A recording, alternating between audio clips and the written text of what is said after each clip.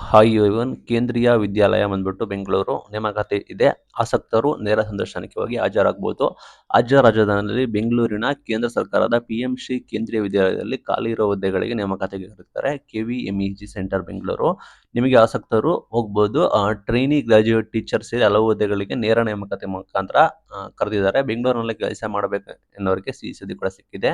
ಸಂಸ್ಥೆ ಪಿಎಂಶ್ರೀ ಕೇಂದ್ರೀಯ ವಿದ್ಯಾಲಯ trainee graduate teacher TGT ವಿವಿಧ ಹುದ್ದೆಗಳು.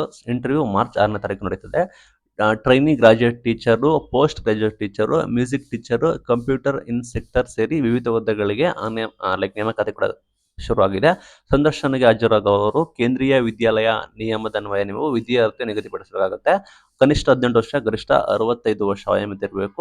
ನಿಮಗೆ ನೇಮಕಾತಿ ಸಂಬಂಧಿಸಿದಂತೆ ಅಫಿಷಿಯಲ್ ವೆಬ್ಸೈಟ್ ಕೂಡ ಇದೆ, ಹೋಗಿ ನೋಡಿ. ನಾನು ನೋಡಿದ್ರೆ ಅದರಲ್ಲಿ ಹಿಂದಿಯಲ್ಲಿದೆ, ಅರ್ಥ ಆದ್ರೆ ಒಂದ್ಸಲ ನೋಡಿ.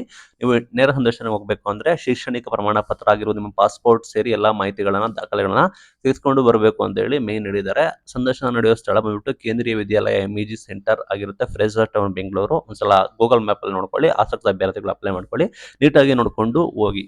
Thank you.